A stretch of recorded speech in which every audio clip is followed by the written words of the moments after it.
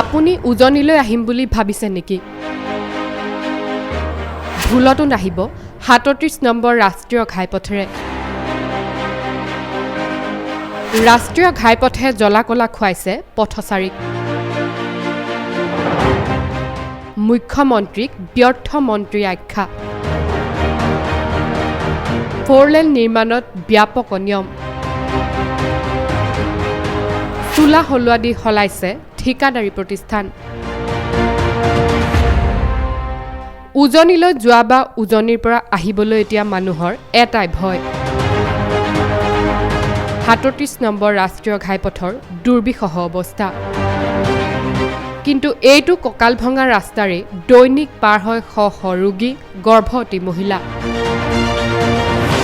কেন্দ্ৰীয় চৰকাৰৰ এক অভিলাষী আঁচনি আছিল ৩৭ নম্বৰ ৰাষ্ট্ৰীয় ঘাইপথটো 4 লেনযুক্ত ঘাইপথলৈ সম্প্ৰসাৰণ কৰা। ২০১৪ চনতে সেই সময়ৰ কেন্দ্ৰীয় পথ পৰিবহণ মন্ত্ৰী নীতিন গাডকাৰীয়ে এই অভিলাষী আঁচনিৰ আধাৰশিলা স্থাপন কৰিছিল। কিন্তু বিগত ৫টা বছৰে ৰাইজে পথ নিৰ্মাণৰ নামত যমযাতনা ভুগিছে ঠিকেই, কিন্তু সেই হিচাপে ২০% কাম কিন্তু আজিলৈ সম্পূৰ্ণ নহ'ল। যোৰহাট বাইপাছৰ পৰা জাজিলৈকে এই ৰাষ্ট্ৰীয় ঘাইপথছোৱা নিৰ্মাণৰ দায়িত্ব লাভ কৰিছিল JDCL নামৰ এটা ঠিকাদাৰী প্ৰতিষ্ঠানে। এই প্ৰতিষ্ঠানটোৱে উপঠিকা প্ৰদান কৰে আইচলেক্স নামৰ অন্য এটা প্ৰতিষ্ঠানক।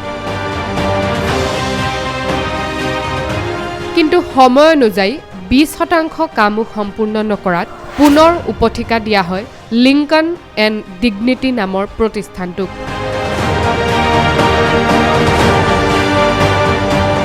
কিন্তু পথৰ ওপৰত প্ৰকাণ্ড প্ৰকাণ্ড গাঁতৰ সৃষ্টিয়ে প্ৰমাণ কৰিলে সেই প্ৰতিষ্ঠানটোৰ কামৰ নমুনা। আৰু ৰাস্তা নিৰ্মাণৰ নামত হোৱা অনিয়ম স্পষ্ট কৰে ৰাষ্ট্ৰীয় ঘাইপথ প্ৰাধিকৰণৰ এটা দলে আৰু কাম এৰি শেহতীয়াকৈ পলায়ন কৰে এই প্ৰতিষ্ঠানটোৱে। এই দুইখন চৰকাৰ যিখন এতিয়া হৈ গৈছে, এখন হ'ল সৰ্বানন্দ সোণোৱালৰ নেতৃত্বাধীন চৰকাৰ আৰু দ্বিতীয়খন হিমন্ত বিশ্ব শৰ্মাৰ নেতৃত্বাধীন চৰকাৰ চলি আছে।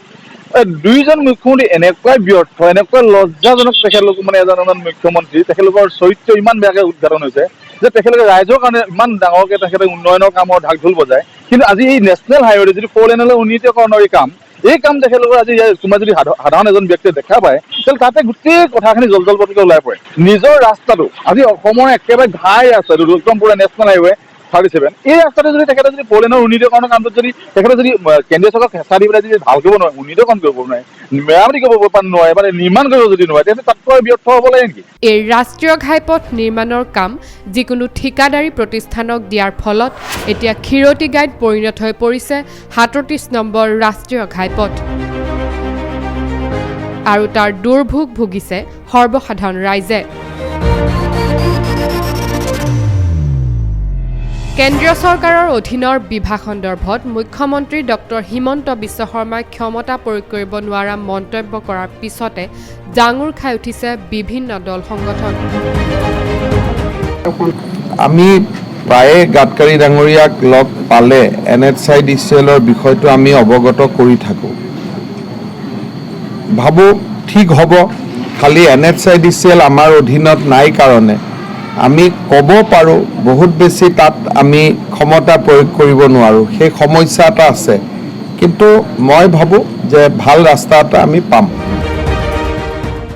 বৰ্তমানৰ কেন্দ্ৰীয় মন্ত্ৰী সৰ্বানন্দ সোণোৱালে ২০১৯ চনত লিংকন এণ্ড ডিগনিটিৰ যোৰহাটৰ চেনিজানস্থিত কাৰ্যালয়ত ঠিকাদাৰী প্ৰতিষ্ঠানটোৰ বিষয়াক ধমক দিছিল, কিন্তু ভ্ৰূক্ষেপ কৰা নাছিল প্ৰতিষ্ঠানটোৱে।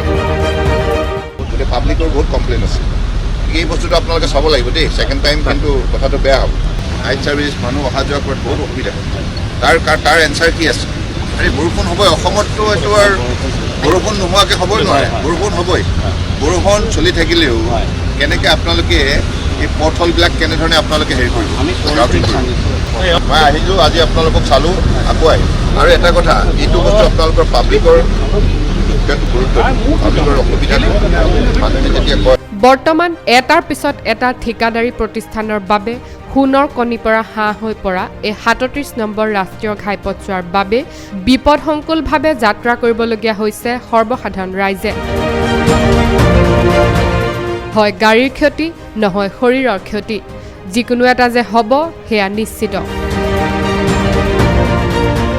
প্ৰবল অনিশ্চয়তাত থকা ৰাইজৰ বাবে 4 লেনযুক্ত পথটো কেতিয়া মুকলি হয় সেয়া সময়েহে ক'ব যোৰহাটৰ অজন্তা বাইপাছৰ পৰা জাজিলৈকে যিটো ৰাষ্ট্ৰীয় ঘাইপথ 4 লেনযুক্ত হিচাপে নিৰ্মাণ কৰিছিল সেই পথটো সম্পূৰ্ণ ত্ৰুটিপূৰ্ণ হিচাপে নিৰ্মাণ কৰিছে এইটো স্বচ্ছকৈ আজি প্ৰতিপন্ন হৈছে ইতিমধ্যে ডিজিচিএল নামৰ যিটো কোম্পানী আছিল এই কোম্পানীটো ব্লেক লিষ্ট হৈছে বুলি কৈছে আকৌ পুনৰ তেওঁলোকে হেনো টেণ্ডাৰ কৰিছে বুলি আমি জানিব পাৰিছোঁ ই এক ৰহস্য বিষয় সেইকাৰণে অসমৰ মুখ্যমন্ত্ৰীগৰাকীক আমি আহ্বান আৰু প্ৰত্যাহ্বান এইটো কাৰণে জনাইছোঁ যে ভাৰতবৰ্ষৰ ভিতৰত যদি 5খন ৰাজ্যৰ ভিতৰত এখন শ্ৰেষ্ঠ ৰাজ্য হিচাপে অসম প্ৰতিষ্ঠা কৰিবলৈ যায় সেই মুহূৰ্তত কিন্তু অসমৰ যোৰহাটৰ ৰাষ্ট্ৰীয় ঘাইপথটোৰ যিটো অৱস্থা এইটোৱে কিন্তু কেনেকৈ সফল বা 5খন ৰাজ্যৰ ভিতৰত এখনত পৰিব এইটো এটা ৰহস্য বিষয়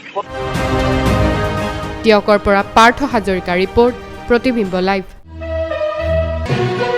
Protibimbo Live, right news for the right people. Get ZAT, which stands for Guwahati Accident Trauma and Emergency Hospital.